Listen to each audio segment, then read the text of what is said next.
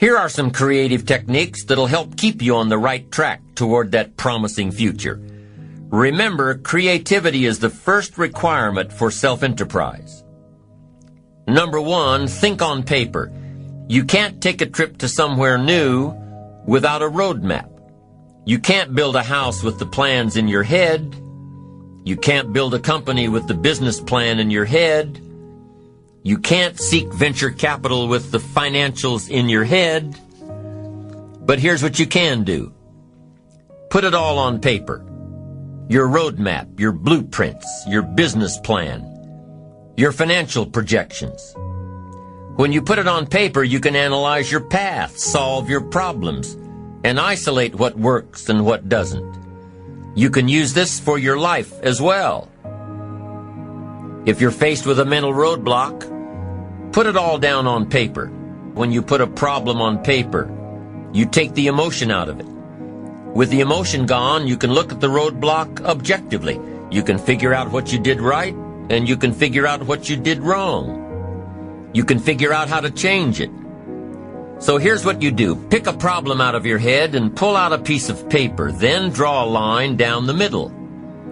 On the left-hand side, jot down the problem. Just what is the problem? Write it out. We've got so much going on in our heads that we can't figure things out until we take a piece of it out and put it on paper.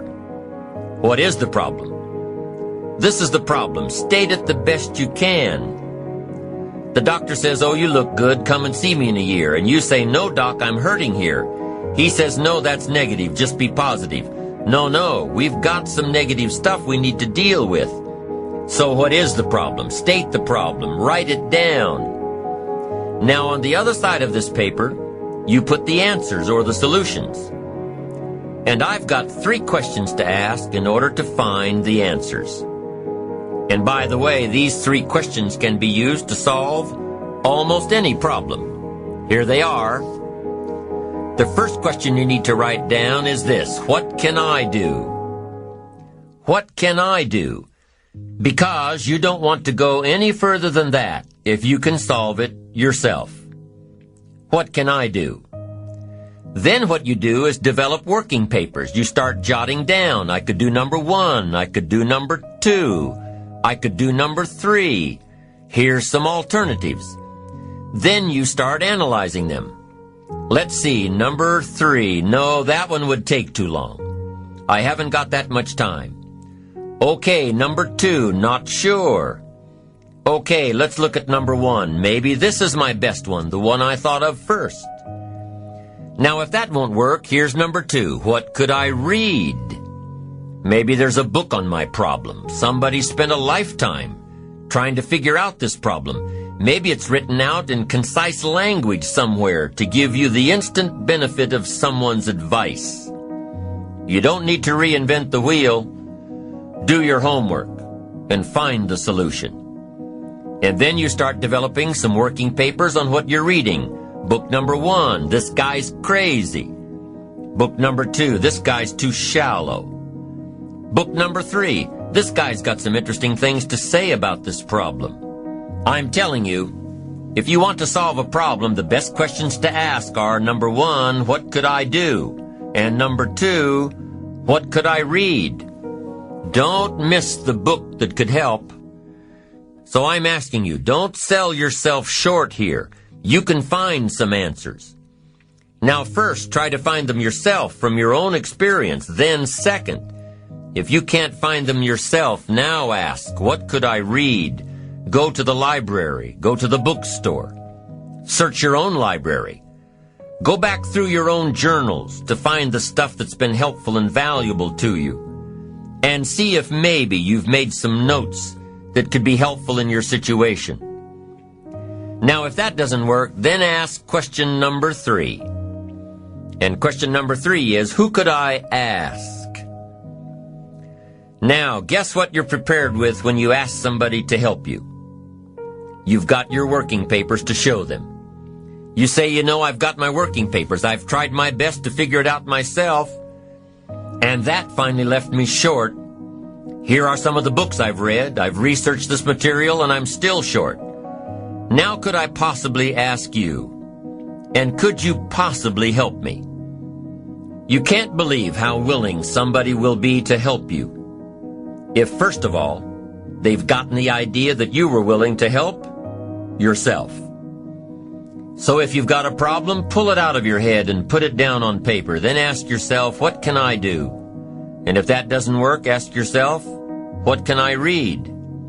And if after researching all you can, you still can't come up with the answer, ask yourself, who can I find to help me?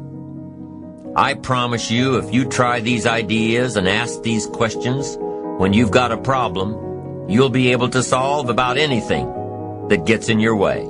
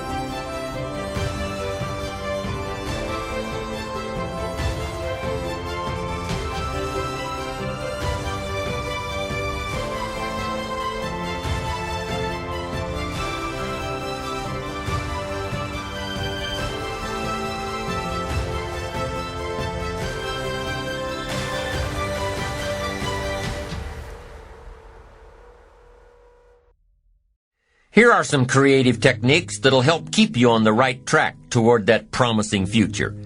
Remember, creativity is the first requirement for self-enterprise. Number one, think on paper. You can't take a trip to somewhere new without a roadmap. You can't build a house with the plans in your head. You can't build a company with the business plan in your head. You can't seek venture capital with the financials in your head. But here's what you can do.